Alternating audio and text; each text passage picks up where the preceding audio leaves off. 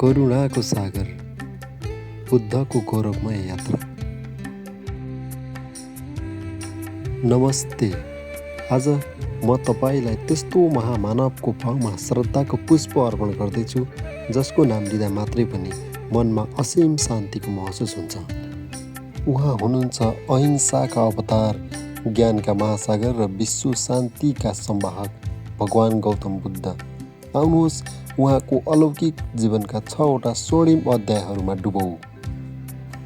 लुम्बिनी विश्वभरिका सम्पूर्ण बौद्ध धर्मावलम्बीहरूको गन्तव्य स्थान र सम्पूर्ण मानव जातिको प्रेरणाको स्रोत, विश्व शान्तिका अग्रदूत भगवान गौतम बुद्धको जीवनकथा लिएर प्रस्तुत भएको छु।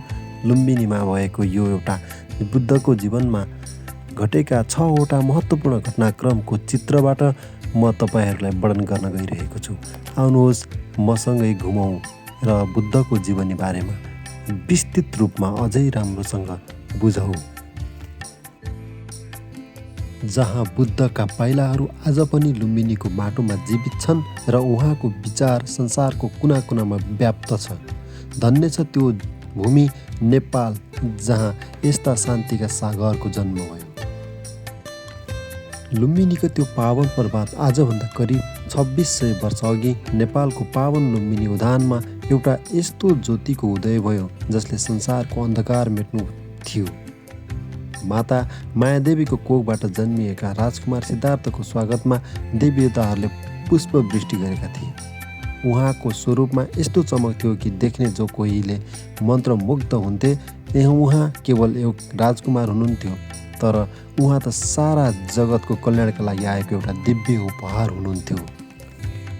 महलका सुनौला पर्खालभित्र सिद्धार्थलाई संसारका सबै सुख सुम्पिएका थिए, तर उहाँको विशाल हृदय त अरूको दुःख देखेर रुन्थ्यो। जब उहाँले रोग, बुढ्यौली र मृत्युको दृश्य देख्नुभयो, उहाँको मनमा संसारप्रति वैराग्यता जाग्यो। उहाँले सोच्नुभयो, यदि यो जीवनमा दुःख छ भने त्यसको मुक्ति पनि त होला नि। त्यही करुणाले उहाँलाई सत्यको खोजीमा प्रेरित गर्यो। जब राजकुमार सिद्धार्थ आफ्नो सारथीसँग दरबार बाहिर भ्रमणमा निस्किए, उनले जीवनका 4वटा यस्ता सत्यहरू देखे जसले उनको सोचाइलाई सधैँका लागि बदलियो। वृद्ध व्यक्ति, रोगी व्यक्ति, मृत शरीर, शान्त सन्यासी।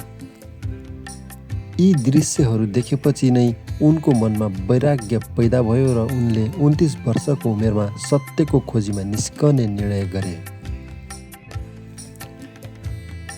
आफ्नी परम सुन्दरी पत्नी यशोधरा, नवजात पुत्र राहुल र सुखो सायललाई चटक्कै छोडेर मध्यरातमा एउटा साधारण वस्त्रमा उहाँ निस्कनुभयो। त्यो त्याग साधारण थिएन, यो त महान इतिहासकै सबैभन्दा ठुलो र निस्वार्थ त्याग थियो जसलाई हामी महाभिनिस्म क्रम भन्छौँ। कठोर तपस्या र मध्यम मार्गको खोजीमा सत्य पाउन सजिलो थिएन। सिद्धार्थले वर्षौँ निराहार रहेर कठोर तपस्या गर्नुभयो। उहाँको शरीर सुकेर कङ्काल बन्यो, तर उहाँको दृढ इच्छाशक्ति कहिले डगमगाएन। अन्ततः उहाँले बुझ्नुभयो कि शरीरलाई धेरै कष्ट दिनु वा धेरै विलासमा डुब्नु दुवै अति हुन्। उहाँले संसारलाई मध्यम मार्गको अनुपम दर्शन दिनुभयो, जुन आजको तनावपूर्ण संसारका लागि अमृत समान छ। ज्ञानको सूर्योदय वैशाख पूर्णिमाको त्यो धन्य रात, ज्ञानको पिपलको वृक्षमुनि गहिरो ध्यानमा रहँदा सिद्धार्थका सबै भ्रमहरू हटे। उहाँको अन्तरात्मामा ज्ञानको सूर्य उदायो।